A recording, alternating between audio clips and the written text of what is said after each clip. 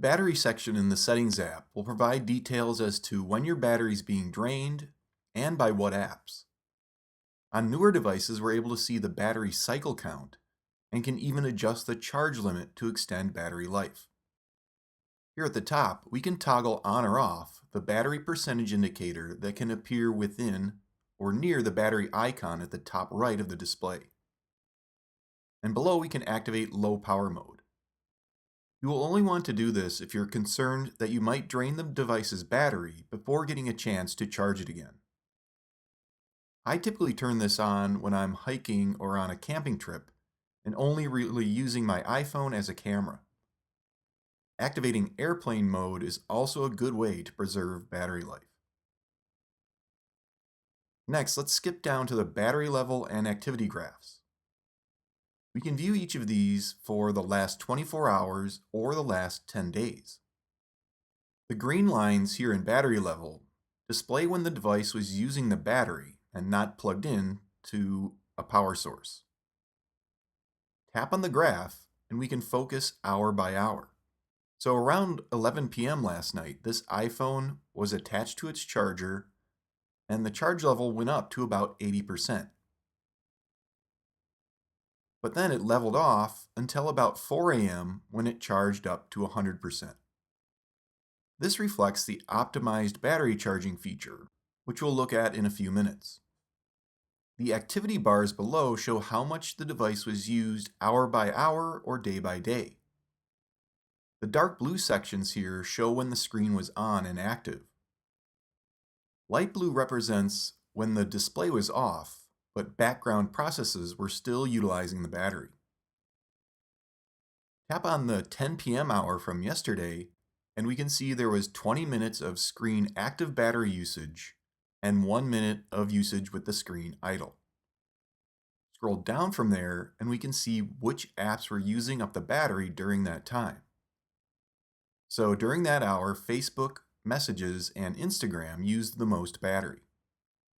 Switch to the last 10 days, and we can see exactly what apps were using the most battery on a certain day. On Wednesday, podcasts used the most battery on this device. Switch to Show Activity, and we're able to view the usage by time rather than percentage. It's even broken down into screen active time and background processes. Podcasts can use a lot of battery in the background as it downloads new episodes that you're subscribed to. The same battery level and activity graphs and information are available here on the iPad. The home and lock screen, as well as the Settings app, have used the most battery over the last 10 days on this iPad. Over on this iPhone, we have battery health and charging sections. Both of these are only available on newer devices, including iPhone 15 and later. Battery health displays the overall state of our battery. This will either say normal or needs service. Below, we have the current maximum capacity of the battery. As device batteries are used, their peak charge level will be reduced.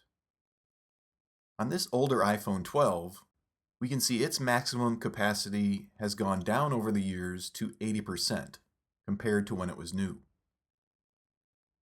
Notice the new iPhone lists its cycle count, which is how many times the battery has been drained to a certain level and recharged. The higher this count, the more wear and tear on the battery.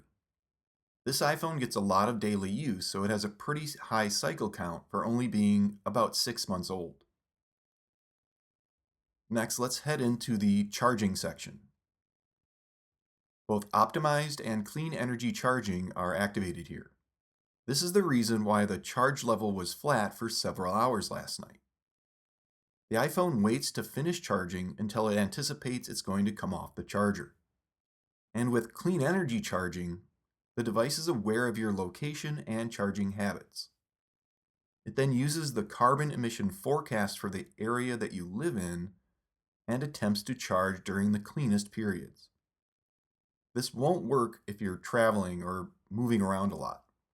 It needs to learn your charging habits and locations to be effective, so it only engages where you spend the most time. From the slider above, we can decrease the maximum charge level of this iPhone.